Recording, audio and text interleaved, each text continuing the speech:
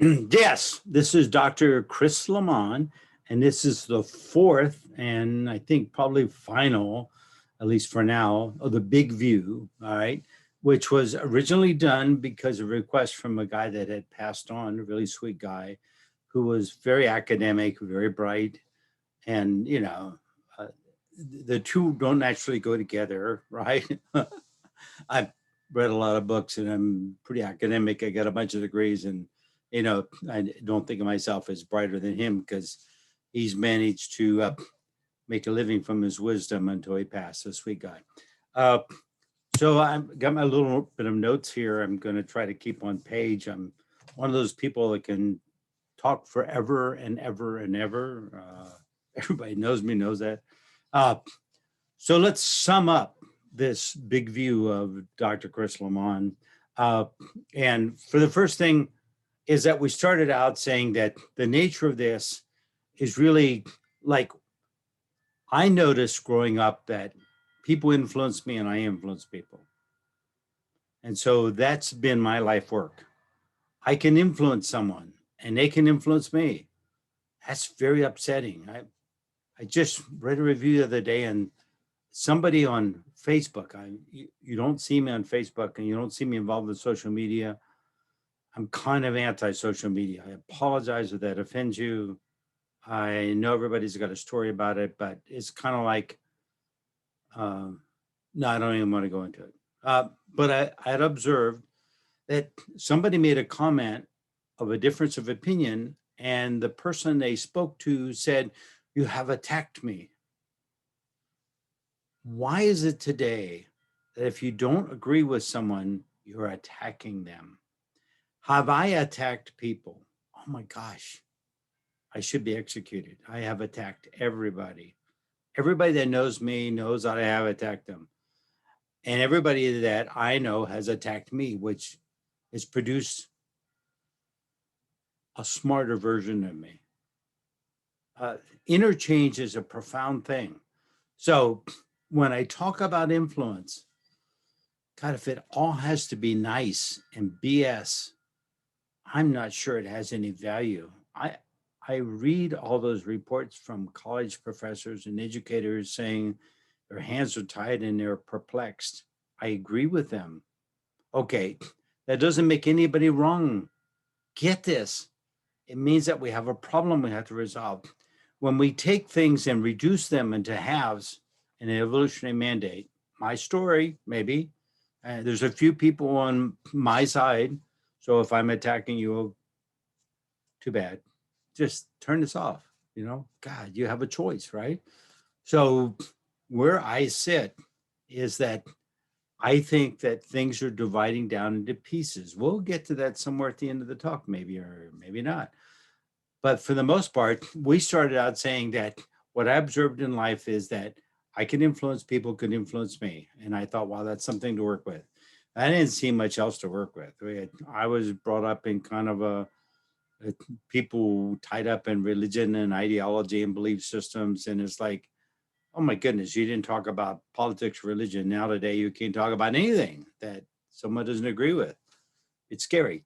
That's all I'm saying, right? It's just because all those pieces are divided down to sensitive ground it's hard to secure. Can't secure the idea of you because all that's moving. So you feel like you're attacked. That's my premise or my assumption or whatever you want to label it. Okay. That's the first thing I'm saying. So easy to build influences.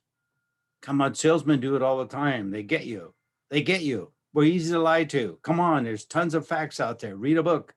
There's easy to lie to. We get roped into crap and we believe it to be true. Now that's not a problem. I don't think it's a problem. We have to entertain ideas. I think that's essential to learning. So we entertain ideas. And then next thing you know is, oh my gosh, they weren't truthful. Wow, okay. Liars are a better person at producing a truth than non-liars, right? Because they're better at it. They work at it. They attend to it. I'm advocating that you attend to things in your life, you become better at it. That's all I'm saying, right? So if you're influencing people and people are influencing you, I worked with a lot of groups. I had a center for a while, and I probably abused my teachers tremendously. I'm probably sorry I attacked you teachers out there, or whoever you were, but I probably did, because of the fact that I wanted you to become better teachers. I wanted you to be able to realize that someone had a potential. I'm not sure what that is, right? We're still looking at that, but I think change is relevant and it's actually important, and we'll get to all that too. Okay. Once you buy into some BS, no matter what it is, it's really hard to unchange.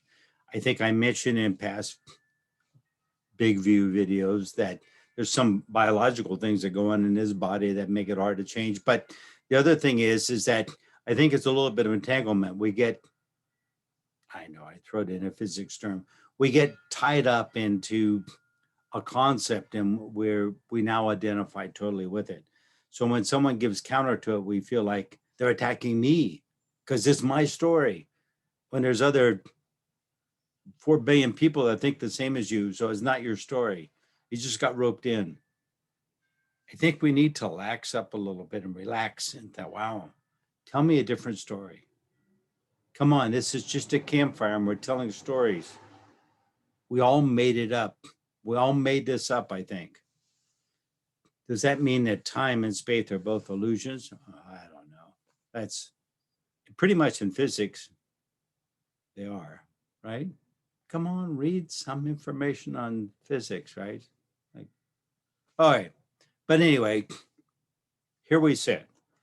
I recognize influence. So that's what I had to work with. As a human being on this planet, I had to work with what influences me and how I can influence people. And all my life, I have been working at how can I influence people, not to sell them something, although I've done some of that, but not to sell them something, but to get them to think a little bit. Maybe we'll touch on thinking a little bit. I don't know if it's necessary. All right. So I said that once we kind of entangle with someone's story, we start to believe it. We're really, really tough with that. And I'm advocating a tool that I taught somewhere on one of these talks called entrainment, which means you sit down and you throw your bias out of the way and you just relate to someone. And as you relate to someone, you start to realize how they're thinking. That gives you more information, right? And if you get more information, then you can address it because we're not stupid. None of us are stupid or we wouldn't be here.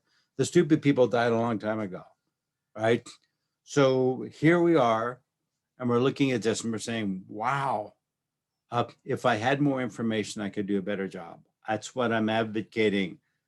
Good influences produce more information. Bad influences produce a bias, and we're up against a wall and we're fighting with everybody and we feel attacked. Get over it. Get some more information. Quit taking everything personal. It's not personal. It's not about you. It's a big universe. It's a game that we're in. Gosh, maybe I'm wrong. Maybe I'm right. Think about it for yourself. Come up with your own story. Okay. I'm advocating that the brain predicts. There is some science on this. The last 20 years, there's been a lot of research from neurosciences, so on and so forth. Not that that means anything, but it just tells you that I've been thinking ever since I was a kid that, wow, I'm, I'm predicting things. And I started noticing because my story of influencing and being influenced. So I think that the brain predicts. So therefore, making assumptions makes sense. We have a prediction and we got to assume it's right until we get better information. Why we humans make so many assumptions that are not grounded in any reality is not because we're dumb. We're not dumb. We're smart. It's just because the system is set up to operate that way. That's what I think. Maybe I'm being polite. Okay. Database is extremely high in noise. In a world that's really consistent and uniform, if you live in a small town somewhere in the Midwest, people have the same thinking for the last 150, 200 years. Yeah, all right. But not 300 years. I mean, you probably haven't lived that long. But nonetheless, everything changes over time. Good news, Bad news, maybe. Okay. Nonetheless, things change. So when you start to look at those predictions, there are times when those predictions build a database that's really good because they're consistent. There are times when the database is really wrong. Right now, I'm doing all these talks and everything because I have so many people talking to me. What am I doing wrong? You're not doing anything wrong. Evolutionary mandate is occurring. Read, don't even bother reading. There are tons of books out on evolutionary mandate. Evolutionary psychology is now a field, legitimate. There's like, I'm not even going to bother mentioning all the books because that would take up more time than it's worth. There's a lot of them out there. Evolving Self by anybody. There's been 3 or 4 artists, writers that use that same name. I think of them as an art form, right? Because it's like I imagine a certain thing and I paint it. That's an art form. But these people write books, imagine a certain thing and paint it. I'm doing a video here. I imagine a certain thing and I'm painting it for you. I don't have to paint because I'm not very good, but I have an artificial background and here I am, this old geezer talking to you. Okay. So number one in life is that if it all predicts and just predicts and just predicts, then we should be aware that it's just predicting. It's not always right. So if we learn something different, then we can adjust, which it should do automatically. But sometimes we stop that because we make assumptions and then it quits doing it automatically. So we have to step back in and say, okay, I'm sorry I made assumptions. I will shut up. Go ahead and run your program that you're running. And let's see what comes up because it might enlighten me in some way, shape, or form. Enlightenment just means what? We all figured it out. That's easy, but it doesn't happen very often, right? I I don't count my successes in life. I don't count my failures in life because it's confusing. I'm not sure that either one has value. But if it was all successful, I'm not sure I'd have value. The failures actually produce more of a concept of me learning. I think that you should respect your attacks and your learning and kind of abandon the time that your ego was fluffed and you thought you got something right because that's only good for 10 seconds or less. Okay. Reactions is not a decision. Oh, I know you feel energy in your body and you react and you do whatever. And that's not a decision. A decision is a product of you attending to something for a period of time, asking sufficient questions, having a database that's relevant to a topic, making a decision. 10-second reaction is not a decision. It gets you in trouble. No, it gets us all in trouble. No, it has historically got us all in trouble. And I don't see any change in the future. If you want to change in your future, pay more attention, ask better questions. Oh my gosh, and make real decisions. And don't expect them to be always right because it's all just predictions. And if it's wrong, learn from it and don't beat yourself up and don't feel attacked by the fact that you made a mistake. Opinion. Okay. I'm advocating kind of get grounded in your body so that you can discern your feelings from a reaction. If somebody said, hey, you're an old man, do I have a reaction to that? I don't know. Maybe. I have no idea. I have people come back and they say, look at me, and they said, are you all right? And I'm going, I never really wanted to be right. So all right means that I'm always right. Is that what you're assuming? I didn't want to be right for 10 seconds. So what are we having this conversation for? And they look at me like I'm crazy, right? And they thought, well, you were sitting there kind of staring out at the water. I was sitting here staring out the water trying to ignore you, but it didn't work. So I failed. So I guess I'm not all right now. But if you go away, I'll probably be all right. Now, is that not an attack? Have I done that? Well, of course I've done that. Is that not an attack? I think that's probably an attack. And people sit there and smile at me, and sometimes we have a conversation, and sometimes I walk away. The idea was to open up a conversation. If they walk away, then they're not willing to open up a conversation. Uh, I don't understand. Right? Uh, do I have to be thinking and acting and being the same as someone else to be okay in the world? I don't know. I don't want you guys to be the same as me. I don't like teachers that say, well, my teacher said, it's like, stop that. I have told all my teachers, don't do that. By now, you should have an opinion. That's it. How easy can it be? Okay, your decisions are driven by feeling. When your energy starts to flow in, you'll feel that energy flow. You've labeled all those feelings by now, if you're more than 20 years old, probably. The weather's been warm, so I'm drinking, instead of coffee, I'm drinking club soda and bitters. But it keeps me talking, right? So when you start to look at this thing, you start to look at if you can ground your body and you can start to pay attention to your feelings, you start to realize that, wow, I feel that that person's an idiot. But that's an assumption because I don't know that person. So it's an assumption. Okay. There are a bunch of people I know that I might assume that they're idiots, but I'm telling you the truth, they're not idiots. There are some things they get right, but sometimes they make decisions without thinking. That is what I call an idiot. So there's my judgment. So when we sit there and we say, wow, someone presents something to me, I have to really look at it. I have to really attend to it. You know, I was working in San Diego one time. I know I got to tell stories because I need a little break, right? I was working in San Diego one time and I saw a guy at a wheelchair stop. I call him a GIMP stop, but it's a wheelchair pickup place. And he's sitting in a wheelchair, of course. And it's raining out there in San Diego, which is not all that usual. And here I am making a delivery. And I see this guy sitting there getting soaking wet in his wheelchair.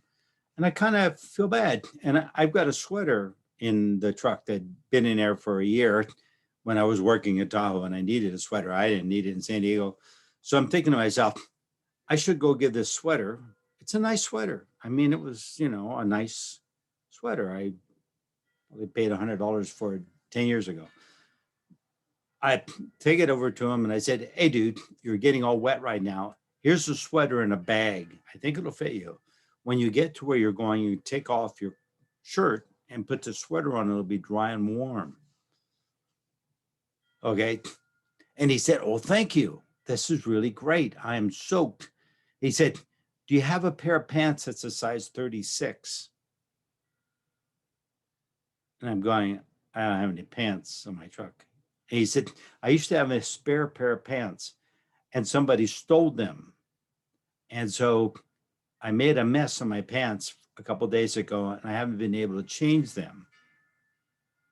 I go, wow. Okay. I don't have any pants. Sorry. And I got back in my vehicle and I'm thinking, wow, I wasn't ready to go there. Emotionally, feeling wise, I'm not ready to go there. Do you get this? It's like he just asked me to go somewhere I wasn't ready to go. But forget about the pants. That doesn't mean anything. It's just kind of like, wow. I was arrogant enough to think I was doing him a favor. And his problems are bigger than my fantasy of what his problems is. Do you get this? How many problems in the world are bigger than your fantasy of it? And you are arrogant enough to think you have a solution. I'm advocating you be arrogant enough to think you have a solution for you, not for the world. So I had to get in there, bite my lip and say, wow, I could go across the street to the store and buy him a pair of pants. I could do a lot of things, but that's not my problem. He got me that that's not my problem. That's an opportunity. I had to take a breath and say, wow, whoa, I got to tone this down a little bit. I just did someone a favor. I kind of got a thank you, and I kind of got an invitation to look a little deeper. Wow. Can we fix everybody's problem? Uh, I'm advocating you fix your problem, not everybody's problem. I'm advocating that you reflect your problem and you discern the feelings in it and you ground those out and you find out what's real for you and you don't get involved in other people's feelings. Not because you're not a nice person. Take a breath. But just because of the fact that this whole system wasn't designed that way. This whole system, I believe, was designed for us to experience all those kind of potentials and move forward and learn from them. Otherwise, what are we here for but just to die, right? So that's it. My idea of utility. If yours is different, cool, no problem. Just turn this thing off. Okay. So ground and sort your feelings. Start to get a better relationship with your feelings. You may have to sit with that for a year or 2 years, or 10 years, or 20 years, whatever it takes, right? Do you get this? I've been places where I'm helping people, and I think I'm doing a really good job. I volunteered during AIDS. I volunteered in San Francisco for 6 months and at a clinic, and I was helping. And I was thinking that's pretty good. I'm helping, and then I find out that they don't want me helping anymore because all of a sudden my monthly blood tests show that I showed up positive for the virus in my body. So it's kind of like, oh, okay, it doesn't mean I have AIDS, but it means it's showing up. So they say step away because we don't know what that's going to do. And I sat there and I felt a little depressed about that. I thought, wow, I was doing some good work and now they don't want me anymore. And I go, I didn't feel attacked. Wasn't that bad. But I felt a little rejection. I had to take a breather and I said, no, no, no. I did what I chose to do. So I seeded something that was like, I need to network when everybody's in fear. I need to be out there and embrace when everybody's in fear. So now it's kind of like, okay, that supported me, maybe a few other people, but really it supported me. Now I can move back into my business. I can answer questions. I can relate. And I don't have that barrier of, I don't know their side of it. I now have heard their side of it. I can kind of, God, you feel that pressure, you guys? This is a battle that goes on all the time in a human. It's amazing. Even a light flickers a little bit. It's like, wow, this is big stuff. It's a phenomena. Doesn't come into our logical world. I can't talk about it. I can't do a YouTube video on it. I can't do anything, but we can feel it around your body, and you start to feel these little, I call speed bumps, these little things that come along. Take a breath and start to realize that, wow, get away from reactions being a decision. Go deeper into deeper work. Spend more time attending to something. If you attended to something sufficiently amount of time, double it. And then make a list of questions. I have lists of questions. And then as you make lists of questions, you get more data. Sit with that for a while and then make a decision. It's not meant to be fast. We're not in a rush. You're just going to die. It's all over. Don't get in a rush. Play full, engaged in the game. Get value, squeeze it out of this for what it's worth. I'm sure it's worth something. I'm not sure what, because I cannot put phenomena experience into linguistics because of the fact linguistics says that a word is a term that describes a symbol. And the logical world is all about those words that describe symbols and their relationships. And the phenomenal world is all about experience that doesn't make any logical sense because it's not part of the logical world. All right. I call that a parallax, two systems working together. And I think that's what we live in. So some things we can talk about, some things we have a hard time talking about. That's okay. It's all right. Some things get us. So let's talk about what gets us. Concepts of self. I think we're born, we come into form, we show up, and we figure out what does this form mean and who am I going to be? And I think we're working on a concept of self. I think we're fabricating that. I think we make that up. We imagine it. We're seeded with a name and a family and a culture. And that pretty much sets it. If you have lived in a family and a name and a culture all your life, you're pretty much about the at, right? Not bad, not good, just where you're at. If you made a lot of changes and stepped up and went different directions and explored different things, I think that's cool. My bias, okay? What I did doesn't make me right. A couple of times I got kicked out instead of just leaving, but it's all right.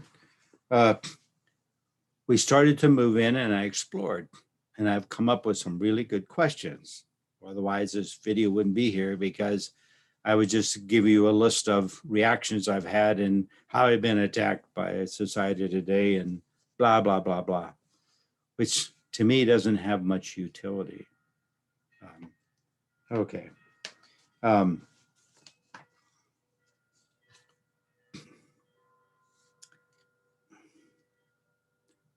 Let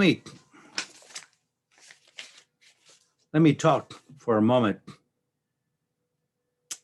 kind of summing up with parallax. I've taught you some tools that we kind of went over, maybe in this or in other videos. One of the things that when we get back to influences, being able to relate to someone, entrainment with them, get your bias out of the way for a second, and you can feel what's going on. It kind of gives you another view in feeling as you ground your body. Then your feeling then can start to make discernment. So like, wow, am I buying into someone else's story or not buying into someone else's story? Can I relax and let this move out? As we move through that level, then we start to define stories because that's how we put ourselves in the picture. But I think the way we feel about it gives you more of a clue, because the feeling means that you can feel you present, not just see you present. That's one of your feelings, but you have 5 of those, and those produce a different time signature. So to get you into time, which is where I'm headed towards, it's kind of important, I think, that you start to realize it's like, what does that smell like? What does that taste like? What am I hearing? What am I feeling as I see these changes going on? What's the interaction here? Can I look at that? Can I feel that on different levels? Because on different levels, it has a different time component. Time component is huge. I started out in engineering, and I decided that engineering was a little too boring for me. It was too structured, too many rules. And I went into psychology, and it was more intuitive. And then I got involved in that. I found that it was really kind of a battle. There was a lot of biases and statements and views and opinions. And when I was going into the middle, it was all just like, let's bury the past and create the new. And everybody was kind of ungrounded and uncertain and doing all kinds of things and making a case for all their views. And I really didn't want to become part of any of that either. So I just went and got a real job and went to work and did whatever. And I used my education and HR departments and to work with people. And that's what I did, because that's what I did. Not a big deal. And that was kind of fun. And so when I look back on it, I said, well, if I had to do it again, I might look at other options. Now we're talking about options. That was a switch, right? So where do options come into play? And this is what's really intriguing to me. So I'm giving you the big view. And for Doug's sake, I'm going to go a little bit bigger. And that is that, you know, we all talk about probability of being in a space. Okay, you know, I'll go along with what everybody's saying, because if you speak differently than what people are saying, they start to question you. You got to repeat what they're saying so they think you're okay and you're talking the same as them. And then you can give them different ideas and you can make them wake up and think. That's been my policy in life. People come back and said, all this stuff you taught, do you believe it? No, absolutely. I didn't believe it. I read it in a book. What is that? You know, but you guys believed it. So I pitched you with all that stuff, and then I advocated some changes.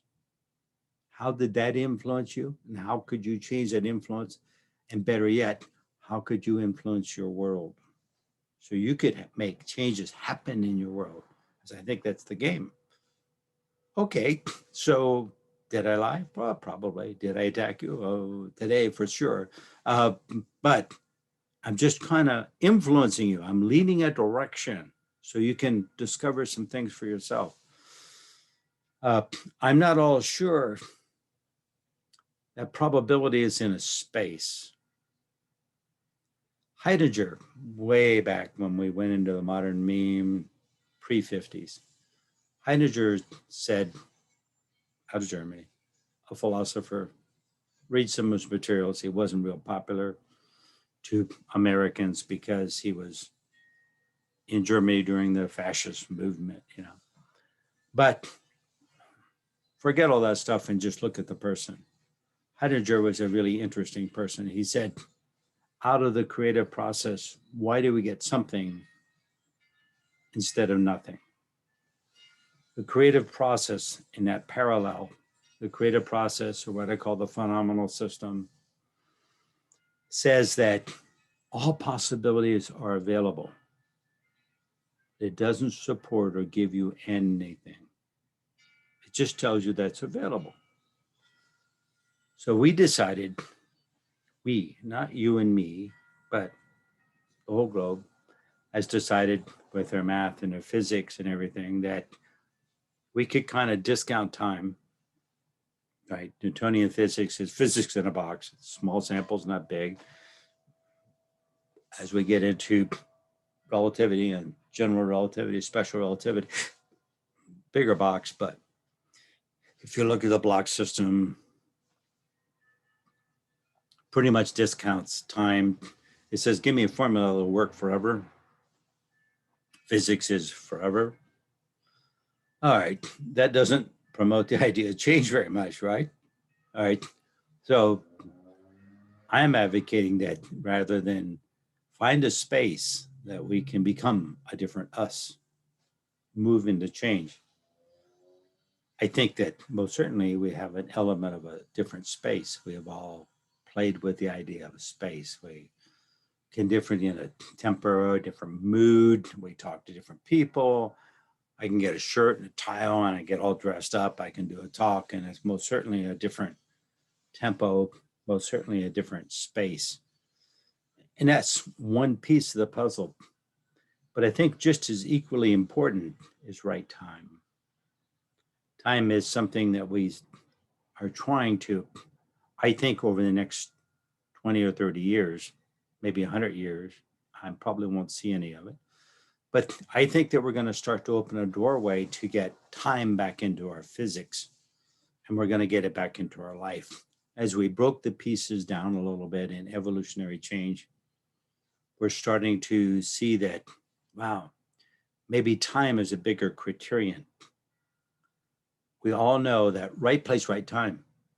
You see how space and time are really important. Right place, right time. Maybe it's right time, right place. I'm not sure which is most important. I think that both need to integrate. Forget everything you know about physics. It's just like, I feel that both need to integrate. I go to talk to someone and different people come in and all of a sudden the time changes and I can feel that shift. I think you guys can feel some of those shifts too. Sometimes you go to speak and you just shut up because it's not quite the right time. Sometimes just people speak and then they find out it was not the right time.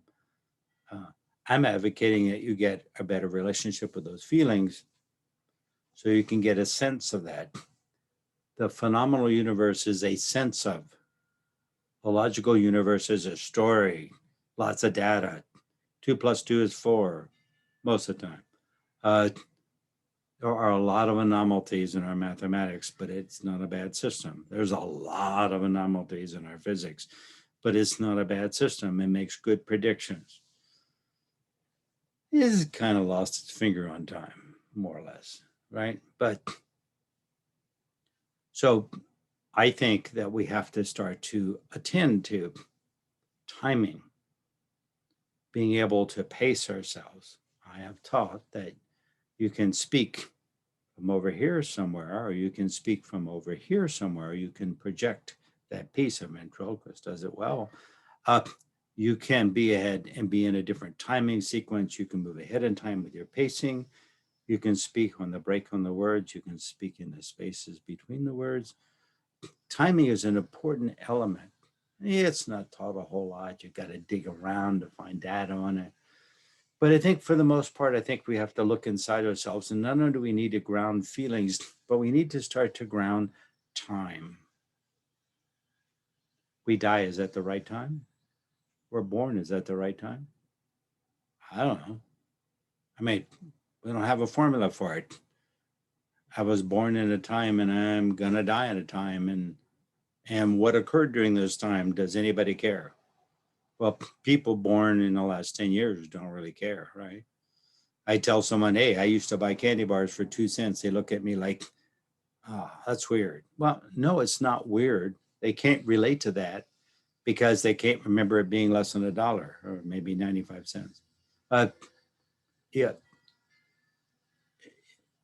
because we can't relate to something, we discount it.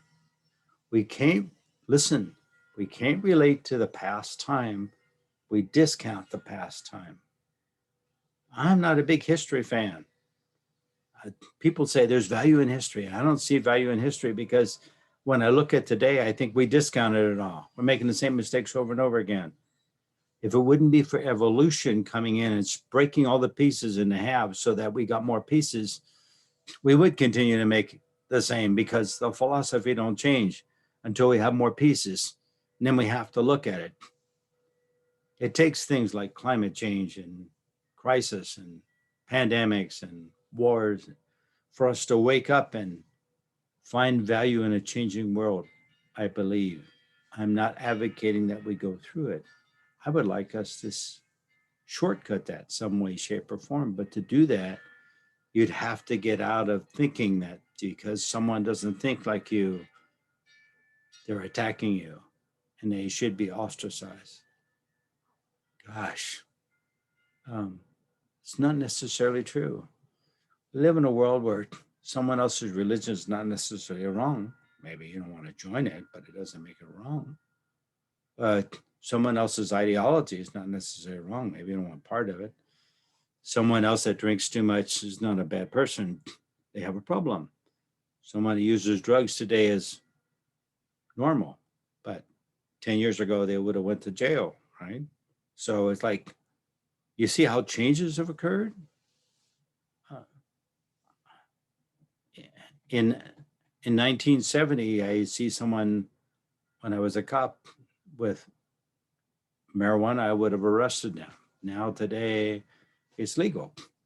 What does that say about the value of it? I'm not making any judgment statements here. I'm advocating a question for you to ask yourself. I don't care what you do. Doesn't make any difference. I would like you to go deeper. I would like you to pay more attention. Ask really good questions. God, questions are so important. That's why I ask you to send me questions. I don't have enough questions, and I have a lot. I have pages of questions, and I'm sorting through answers. And if I live long enough, I'll just have more pages of questions. I don't think they'll ever get all answered. Take a breath. What if the potential for you is right place, right time? So then get out of your story that, well, I'm going to do this next year. No, start asking questions. What do I need to do to prepare for that potential? And when is that going to be? And how can I expedite it? Yes, how these are different questions. I don't see people asking those. How do I make this happen? I ask those questions. Are you asking those questions? Um, I have people say, well, I'm going to graduate and I'm going to get this job. What do we know statistically? You graduate right now from college and it's 2 years you get a job. I have people calling me up saying, oh, I've been sitting home at my mother's house, living with her for the last year and a half. I can't find a job. I said, hey, that's normal. You know, and they want to pay me money to talk to them about that problem when it's just normal. Gosh, you guys, take a breath, kind of get with the game a little bit, open this up, get those feelings to ground a little bit, start to look at the diversity that's out there. We've just doubled all the pieces. You see the books in a bookcase, now they're just doubled, right? I've read all those, but now I got to read that many again to catch up with where we're at right now. So this is what's fun. Do you understand that if we get to a point of personal balance, I've said the phenomenal world is seeking balance. If we get to a place of personal balance, there be no need for movement.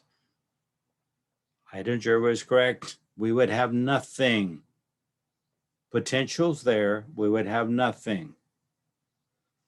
So consequently, because we're not quite in the right space and the right time, we have to move to get there. Movement is really important. And the good news is the universe is moving more and more away from being in a state of balance. It's trying to get there. It'll influence you by saying, we want balance here. It's not influencing you to say, here's your potential. It's saying we want balance, right? And we have to have relationship. Like, oh, wow. Okay. And we're offering you all the range you want, but we're handicapped with 7 plus or minus 2 consciousness. So I'm sorry, that's not going to change. It changes with all those bits and pieces. We hit threshold. So it does not work. We've experimented with that. There's lots of research and books on that. So you start to see it's like, wow, we're in a very interesting game. Really, your questions have to be about the space and the time and your sync with that. Can you get more done in the same amount of time? I have taught that. Time and space both vary a little bit. We can change space. I just got to walk 10 feet to my right, different space. How about time? If we do some attention, deep work, what it's usually referred to, right? Go Google deep work. There are people that wrote books on it. It just means that they have gone in and they have done some deep studies. They have abandoned Facebook. They have marginalized their time. They spend things on accomplishing more objectives. They get more things done in a day than the average person does because they've looked for things that have utility, value for them. I think it's worthwhile to do that, to take a break, to turn all this off. Why I don't have a cell phone and you can't call me, why you have to email me, and why I check my email 3 times a day. That's just like, that's a courtesy, right? Otherwise, it's not going to ping anywhere. There's no buzzers going off. There's no alarms going off because I'm reading a book. I'm making notes, tons and tons of notes. I'm digging a little deeper into all this, and I'm advocate that you do the same thing because I'm not going to live forever. And I want you guys to make this video in 10 years saying, hey, this is what I've learned about life, and not what I learned from Chris, but what I learned about life by going deeper, by going into all of those things and finding out what's in there and enriching it a little bit, the systems we have are really very noisy. It means there's a lot of errors in them. Noise just means there's a lot of assumptions that we made. As we go deeper and deeper, we start to weed through that. Meditation is a tool I use, and I advocate meditation. I go into my meditations with questions. But I know I got other people that do meditations with drugs and, with loud music and with whatever. I don't find fault with any of that. Whatever they want to do, they want to do. I sit there with a question. I say, hey, what's going on? I have a job to do. What's the right time? What's the right moment in time? What's the space? Give me a clue. And I sit down and I relax and I look outside and I get that data to flow in. Right? Because it's just a piece of information. It's just, we live in, come on, you guys, this is the information age. But before that, there was still, you just had to go ask your neighbor. But now it's even easier. I don't have to go talk to my neighbor. I can just Google it. But even better, I can just close my eyes and relax a little bit and imagine it. The phenomena system will start to bring that up. It regurgitates it. It brings it up. It says, here it is. Look for that. Get a feeling of it. Notice how you communicate in that system. I know I just threw a big challenge at you, but that's what I've been doing for years. So I taught for years. I taught all kinds of programs. I did this, that, and the other, but it was really all about potential. It was all about influence. Doesn't really matter what I said. People out there and they say, oh, I got your program I took, blah, blah, blah, and I got 11 CDs from you. Can I use some of that in my teaching? I said, you can use it all in your teaching. It don't much matter. All I was teaching was influence and deep work, attention, build up a base before you start to ask questions, build up even a bigger base before you make decisions. That's all I was teaching. All the rest was just something to get your attention to start out with. That's it. It's just that simple. Everything has that message somewhere in it. So delve into a little bit. That's the big picture. And I think that was enough of the big picture. So thank you very much.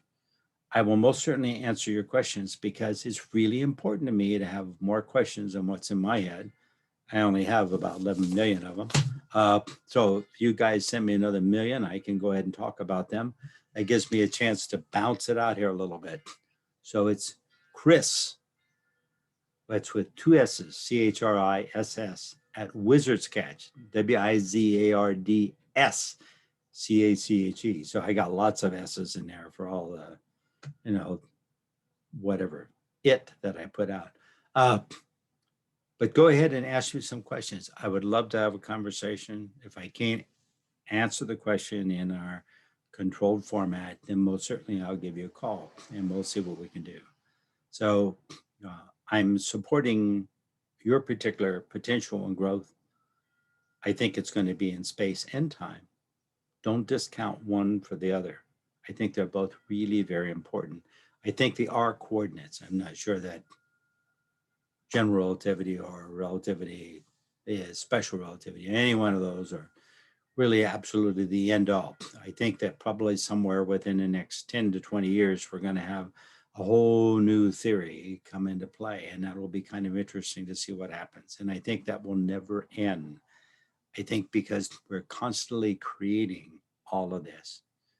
As we split things down, we're creating more variables because that's the nature of the game. How complex can we make it and what can we squeeze out of it? I think that's it. Anyway, it's been fun. That's Dr. Chris Lemmon's big view. I thank you very much. It's been interesting talking. And so I hope you enjoyed this and we'll hear from you maybe. Thank you.